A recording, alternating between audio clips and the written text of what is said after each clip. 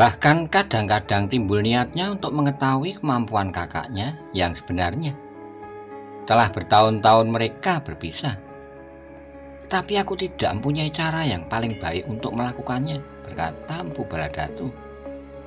Namun aku merasa perlu untuk mengetahui.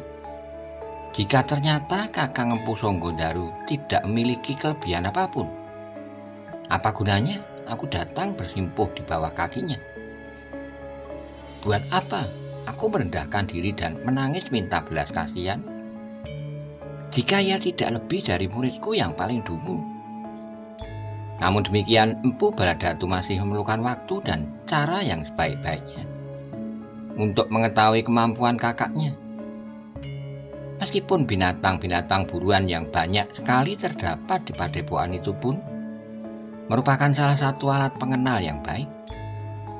Menilai hasil buruannya, ia adalah orang yang memiliki kelebihan. Tapi yang dihadapinya adalah binatang-binatang yang bodoh dan tidak mampu berpikir. Agaknya berbeda jika yang dihadapi adalah seorang manusia yang apalagi berilmu, berkata Empu Baladatu dalam hatinya. Demikianlah maka setelah pembicaraan mereka bergeser kian kemari, maka Empu Sanggodaru bertanya, Baladatu, bukankah kau akan bermalam di padepokan ini untuk beberapa hari? Tentu Kakang, aku datang dari daerah yang jauh. Aku sangat rindu kepada Kakang Empu Sanggodaru. Karena itu, jika Kakang tidak berkeberatan, aku akan tinggal di sini untuk beberapa hari lamanya. Mungkin aku perlu melihat-lihat suasana kota raja. Perjalananmu sebenarnya tidak terlalu jauh. Aku bermalam beberapa malam di perjalanan. Oh, Empu Baladatu segera motong. Maksudku, karena aku tidak menempuh jalan lurus ke padepokan ini. Aku menempuh jalan yang agak melingkar, karena aku ingin melihat-lihat pedukuhan dan kota-kota kecil yang berkembang demikian pesatnya di bawah pemerintahan Singosari yang sekarang. Empu Sanggodaru mengangguk-angguk katanya. Jika demikian maka mungkin sekali perjalananmu disekat oleh beberapa malam di perjalanan. Dan bukankah yang kau lihat cukup mengembirakan menjelang hari depan Singosari yang cerah? Empu Baladatu mengangguk-angguk betapa hatinya menjadi kusam. Bahkan di dalam hatinya itu ia berkata, Singosari akan segera berganti wajah jika kekuatanku telah pulih kembali dan Kakang Sanggodaru bersedia membantuku, maka semuanya akan segera berubah. Namun katanya kemudian kepada diri sendiri, tapi aku tidak boleh tergesa-gesa.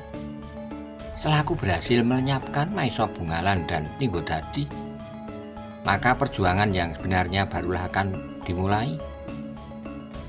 Di padepokan itu, Empu Baladatu dan dua orang pengawalnya telah mendapat tempat yang khusus bagi mereka. Sebuah rumah kecil dari antara beberapa buah rumah yang berada di seputar lapangan kecil di bagian belakang padepokan itu. Justru sebuah rumah kecil di bagian samping padepokan, bahkan agak terpisah dari bagian-bagian yang lain. Di rumah itulah aku mempersilahkan semua tamuku untuk bermalam. Di rumah itu mereka tidak akan terganggu oleh hiruk-pikuk anak-anak yang bodoh di pedukuhan ini, berkata kakaknya ketika ia mempersilahkan adiknya ke tempat yang telah disediakannya itu. Terima kasih Kakang, aku dapat bertempat dimanapun juga. Sudah menjadi kebiasaanku tidur di sembarang tempat dan waktu. Di perjalanan aku dapat tidur nyenyak di dahan pepohonan. Aku percaya, jawab kakaknya. Kau adalah petualang yang baik sejak kanak-kanak.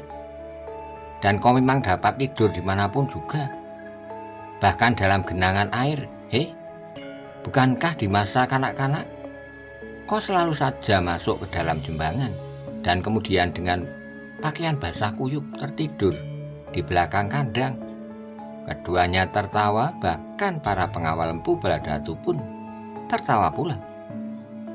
Beberapa saat kemudian maka seorang murid dari perguruan Empu Sanggodaru itu pun mengantarkan Empu Baladatu ke rumah terpisah yang telah ditunjukkan. Sebuah rumah kecil, namun nampaknya menyenangkan sekali.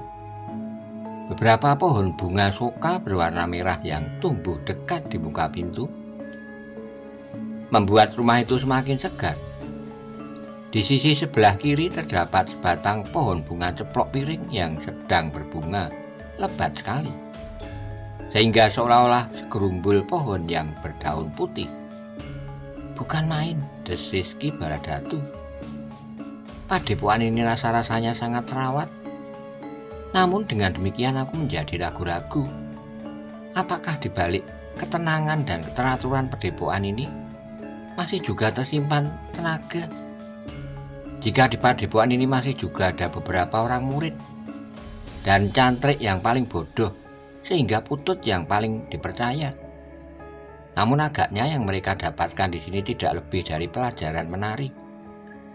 Dan apakah yang akan aku dapatkan dari serombongan penari yang betapapun juga baiknya bagi perjuangan yang keras untuk merebut pimpinan tertinggi dari Singosari? Kedua pengawalnya tidak menjawab. Tapi kita masih akan mencoba, berkata Empu Baladatu kemudian. Kedua pengawalnya masih tetap berdiam diri. Rasa-rasanya mereka pun sedang mencoba menilai apakah yang akan mereka dapatkan di padepokan yang asri itu, selain pohon-pohon bunga dan beberapa pasang angsa yang putih di kolam yang bening. Sudahlah, berkata Empu Baladatu kemudian. Sebaiknya kita tidak memikirkannya sekarang. Baiklah kita menikmati istirahat yang menyenangkan di sini. Selama perjalanan kita tidak sempat berbaring dengan tenang dan makan dengan mapan. Sekarang adalah waktunya untuk melakukannya. Kedua pengawalnya mengangguk-angguk melihat sebuah amben bambu tutul yang dibentangi tikar pandan yang putih. Rasa-rasanya aku ingin tertidur sejenak, berkata Empu Baladatu. Jika Empu akan tidur, biarlah kami berdua berjaga-jaga, berkata salah seorang pengawalnya. Mengapa harus berjaga-jaga? Tidak ada yang perlu dicemaskan di sini. Ini adalah padepokan kakakku. Selebihnya yang ada di padepokan ini hanyalah sekumpulan pemburu-pemburu. Kedua pengawalnya mengerutkan keningnya. Tidurlah jika kalian ingin tidur. Kau tutup sajalah pintu itu dan kau selarak dari dalam. Tapi jika kalian ingat berjaga-jaga, biarlah pintu itu tetap terbuka. Biarlah pintu itu tetap terbuka, Empu, berkata salah seorang pengawalnya. Empu Baladatu tertawa, katanya. Kau masih juga mengenal unggah-ungguh. Kau masih merasa dirimu sebagai tamu di sini. Baiklah, biarlah pintu itu terbuka dan kau duduk di amben. Di luar pintu aku akan tidur di dalam bilik kecil itu. Empu Baladatu pun kemudian masuk ke dalam sebuah bilik kecil dengan sebuah amben kecil dari pring tutul. Di atasnya dibentangkan sebuah tikar pandan yang putih bergaris-garis merah. Setelah menutup pintu dan menyelarakkan dari dalam dan kemudian menggantungkan senjatanya, Empu Baladatu segera berbaring. Namun ia pun tersenyum sendiri melihat selarak pintu itu dan berkata kepada diri sendiri, apakah sebenarnya yang aku cemaskan di sini? Kakakku bersikap baik dan agaknya di sini tidak akan ada kekuatan yang pantas dicemaskan. Ia mengerutkan keningnya lalu, tetapi apa salahnya? Aku berhati-hati. Padepokan ini nampaknya menyimpan sesuatu yang sulit dimengerti, meskipun itu hanya sekedar prasangka saja. Tapi ternyata bahwa Empu Baladatu tidak tertidur juga. Ia hanya sekedar berbaring sambil menganyam angan-angan. Sejenak saat itu maka Empu Baladatu berada di padepokan kakaknya yang kurang dikenalnya dengan baik. Ketika ia terbangun di pagi hari menjelang matahari terbit, dan kemudian bersama kedua pengawalnya keluar dari rumah kecil yang diperuntukkan baginya, ia melihat 4 orang berjalan dengan tenang melintasi halaman depan. Namun nampaknya mereka baru saja bekerja keras dengan mengerahkan segenap tenaga yang ada. Ternyata dari langkah mereka yang lelah dan peluh yang bagaikan terperas dari tubuhnya. Apa saja yang telah mereka lakukan? Bertanya seorang pengawalnya. Empu Baladatu menggeleng, jawabnya. Aku tidak tahu, mungkin mereka baru saja melakukan sesuatu, atau barangkali mereka baru saja berlatih. Tetapi di mana saja mereka berlatih pagi ini? Aku kira lapangan kecil di belakang itu adalah arena berlatih yang sangat baik. Empu Baladatu menggelengkan kepalanya. Aku tidak mengerti. Sejenak mereka masih saja mengikuti 4 orang yang kemudian hilang di balik dinding penyekat yang menghubungkan bagian pendopo rumah induk yang kecil itu dengan gandoknya sebelah menyebelah. Mereka masuk ke rumah kecil itu. Mungkin mereka menjumpai Empu Sanggondaru di sanggarnya. Empu Baladatu mengangguk-angguk. Sejenak mereka duduk di tangga pendopo kecil itu sambil termangu-mangu. Mereka mengangkat wajahnya ketika mereka mendengar seekor kuda yang meringkik. Namun mereka tidak melihat kuda itu. Empu Baladatu menarik napas dalam-dalam, terasa banyak hal yang belum dimengertinya di padepokan itu. Namun Empu Baladatu mencoba menganggapnya wajar, karena ia baru sebentar berada di padepokan kakaknya. Pada suatu saat aku akan banyak mengetahui tentang padepokan ini, berkata Empu Baladatu. Ketika matahari mulai naik di kaki langit, maka seorang pelayan telah membawa minuman dan makanan hangat ke rumah terpencil itu. Dengan ramah mereka mempersilahkan ketiganya untuk menikmatinya. Selagi masih hangat, berkata pelayan itu. Terima kasih, jawab Empu Baladatu. Namun kemudian ia pun bertanya, di manakah Kakang Empu Sanggondaru pagi ini? Orang itu mengerutkan keningnya. Nama, kemudian jawabnya, Empu Sanggondaru berada di sanggarnya. Empu Baladatu mengangguk-angguk lalu, apakah ia selalu berada di sanggar? Ya, hampir setiap saat, siang dan malam. Bahkan tidur pun sebagian besar dilakukannya di dalam sanggar.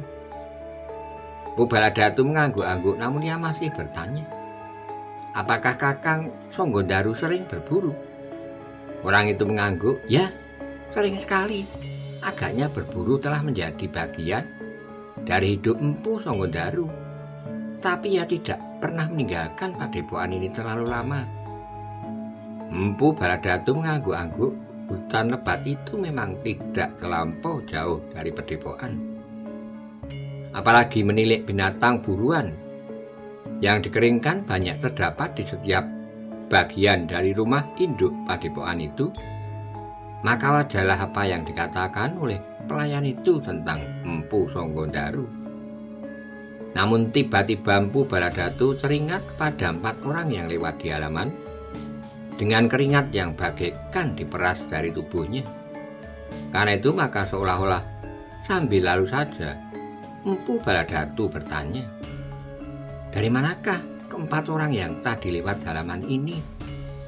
Pelayan itu mengerutkan keningnya. Dengan ragu-ragu ia bertanya, 4 orang yang manakah yang Empu maksud? Yang pagi-pagi tadi lewat halaman ini dengan keringat yang bagaikan diperas dari tubuhnya. Pelayan itu menggeleng, tidak ada orang yang lewat di halaman ini.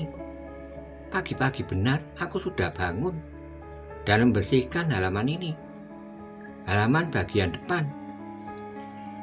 Seorang kawanku membersihkan halaman belakang dan yang lain di lungkangan, tetapi sepengetahuanku tidak ada orang yang lewat halaman depan ini sejak pagi sampai saat ini.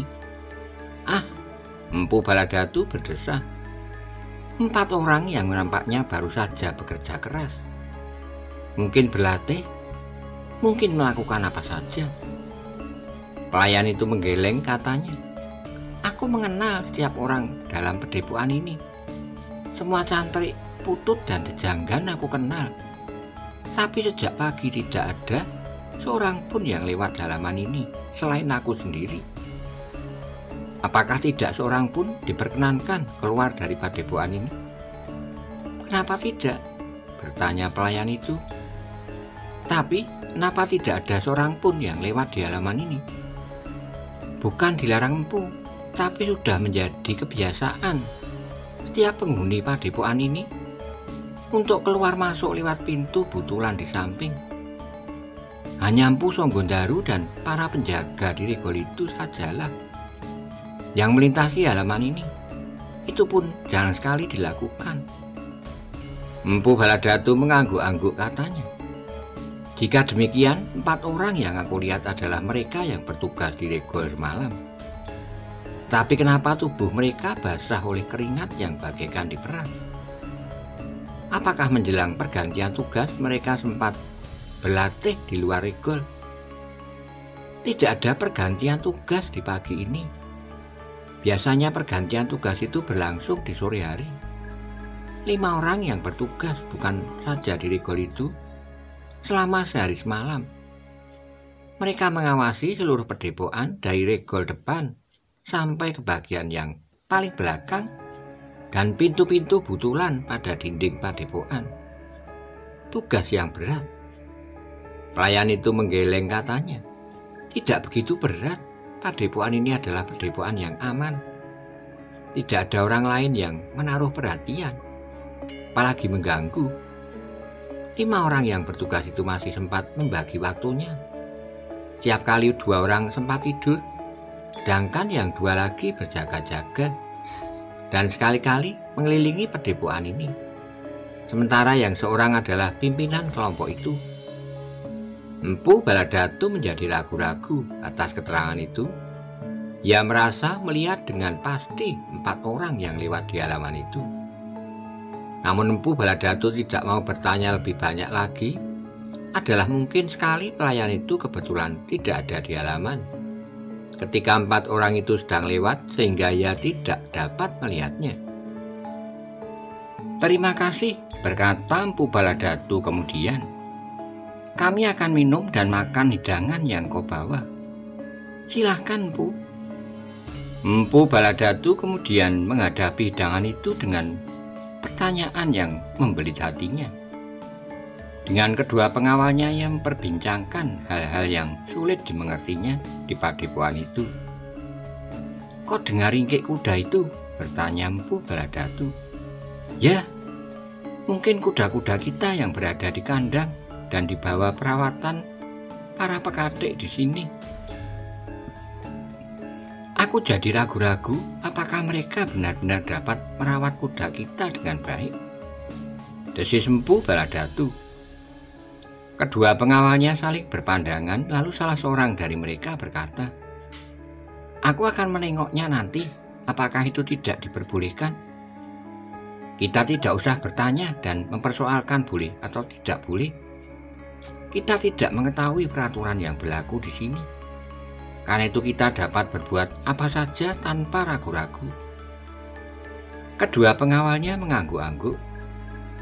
Demikianlah mereka menikmati makan pagi yang hangat yang dihidangkan oleh pelayan itu, meskipun mereka tetap dicekam oleh kebimbangan dan keraguan-raguan.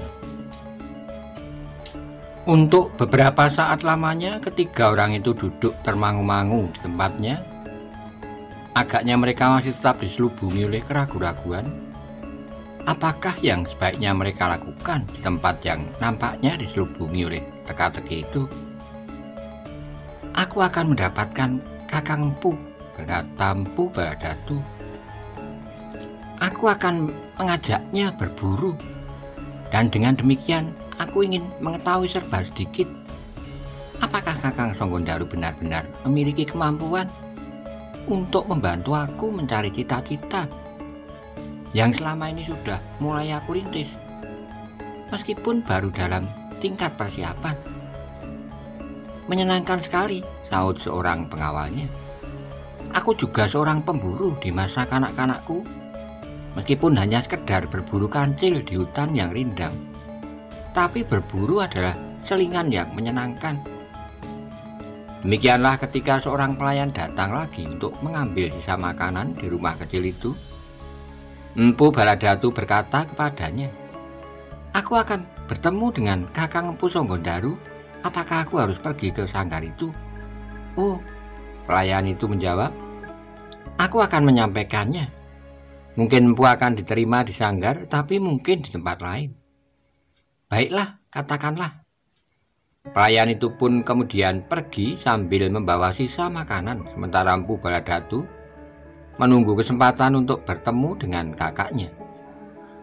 Sepeninggal pelayan itu, maka salah seorang pengawalnya berkata, "Apakah aku harus pergi ke kandang kuda itu?" "Ya, pergilah," jawab Empu Baladatu. "Sudah aku katakan, kita tidak tahu apa-apa tentang padepokan ini. Karena itu kita tidak usah ragu-ragu." Pengawalnya termangu-mangu, meskipun Empu Baladatu mengatakan agar mereka tidak ragu-ragu, tapi kata-kata itu diucapkannya dengan keraguan-raguan.